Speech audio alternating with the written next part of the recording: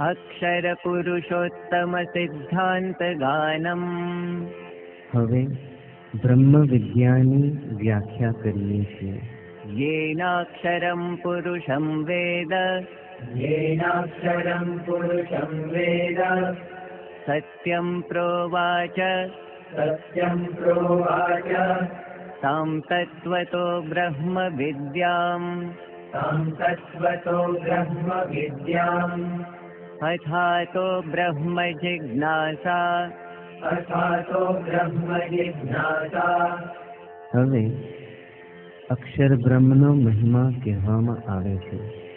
ॐ ब्रह्मविदाप्नोति परम्, ॐ ब्रह्मविदाप्नोति परम्, सत्यं ज्ञानमनन्तं ब्रह्म, सत्यं ज्ञानमनन्तं ब्रह्म, अक्षरात् सम्भवतीह विश्वम्, अक्षरात् सम्भवतीह विश्वम्। एतस्य वा अक्षरस्य प्रशासने गार्गि, एतस्य वा अक्षरस्य प्रशासने गार्गि, सूर्याचन्द्रमसौ विधृतौ तिष्ठतः, सूर्याचन्द्रमसौ विधृतौ तिष्ठतः। एतस्य वा अक्षरस्य प्रशासने गार्गि, एतस्य वा अक्षरस्य प्रशासने गार्गि, द्या वा पृथिव्यौ विधृते तिष्ठतः, या वा पृथिव्यौ विधृते तिष्ठतः।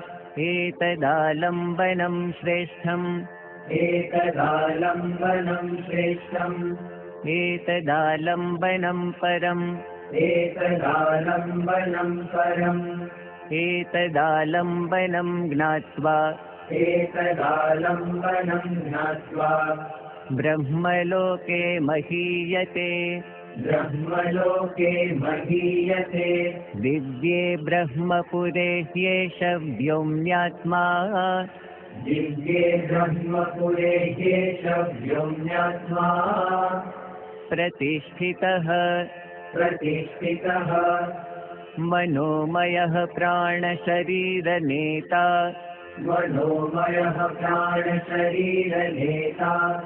यो वा एतदक्षरं गार्गि, यो वा एतदक्षरं गार्गि, अविदित्वास्माल्लोकात्रैति, अविदित्वास्माल्लोकात्रैति, सकृपणः, सकृपणः, अथ य एतदक्षरं गार्गि, अथ य एतदक्षरं गार्गि, विदित्वास्माल्लोकात्रैति, विदित्वास्माल्लोकात्रैति, स ब्राह्मणः, स ब्राह्मणः। હવે પુરુષોત્તમ પરબ્રહ્મના મહિમાનું ગાન કરવામાં આવે છે. अक्षरात् परतः परः, अक्षरात् परतः परः, पुरुषान्न परं किञ्चित्, पुरुषान्न परं किञ्चित्, सा काष्ठा सा परागतिः, सा काष्ठा सा परागतिः। उपासते पुरुषं ये ह्यकामास्ते, उपासते पुरुषं ये ह्यकामास्ते, शुक्रमेतदतिवर्तन्ति धीराः, शुक्रमेतदतिवर्तन्ति धीराः।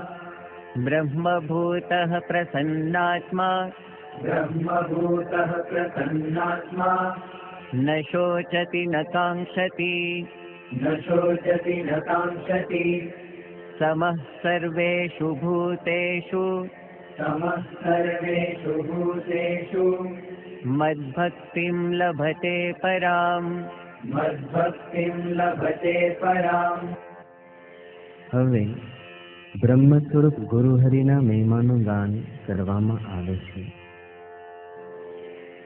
तद्विज्ञानार्थं तद्विज्ञानार्थं सगुरुमेवाभिगच्छेत् समित्पाणिः, सगुरुमेवाभिगच्छेत् समित्पाणिः।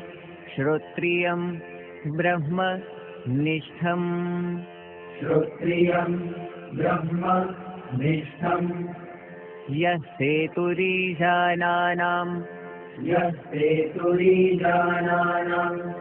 अक्षरं ब्रह्म यत्परम् अक्षरम् ब्रह्म यत्परम् अभयं तितीर्षतां पारम् अभयम् तितीर्षताम् पारम् नाचिकेतं शकेमहि नाचिकेतम् शकेमहि यस्य देवे परा भक्तिर् यस्य देवे परा भक्तिर् यथा देवे तथा गुरौ यथा देवे तथा गुरौ तस्यैते कथिता ह्यर्थाः तस्यैते कथिता ह्यर्थाः प्रकाशन्ते महात्मनः प्रकाशन्ते महात्मनः ॐ ॐ